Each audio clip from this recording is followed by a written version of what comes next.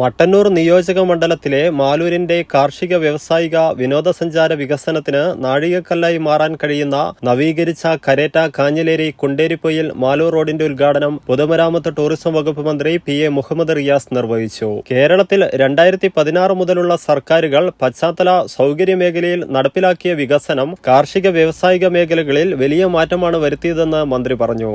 K Shailaja teacher MLA അധ്യക്ഷത വഹിച്ചു. KRFP ഉത്തരമേഖല team leader S Deepu report അവതരിപ്പിച്ചു. കിഫ്ബി ധനസഹായത്തോടെയാണ് റോഡ് നവീകരിച്ചത്.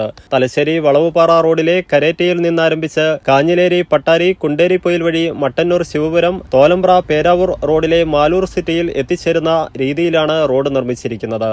ജില്ലാ panchayat president advocate K Rathnakumari, Peravoor block panchayat president K Sudhakaran, സ്ഥിരസമിതി അധ്യക്ഷ പ്രേമി പ്രേമൻ, ബ്ലോക്ക് പഞ്ചായത്ത് അംഗം ഷിഹാബുദ്ദീൻ പട്ടാരി, മാലൂർ ഗ്രാമപഞ്ചായത്ത് president V Haimavathi, vice president C Janardhanan, സ്ഥിരസമിതി അധ്യക്ഷരായ സി രജനി, കെ രമേശൻ, രേഷ്മ സജീവൻ, പഞ്ചായത്ത് അംഗങ്ങളായ Kanhiroli Raghavan master, C Beena, P Chandramathi, Maloor ഗ്രാമപഞ്ചായത്ത് ആസൂത്രണ സമിതി ഉപാധ്യക്ഷൻ T Narayanan, K Leela, Gopi Kanhileri, KRFP executive engineer Sunil Koyilerian എന്നിവർ സംസാരിച്ചു.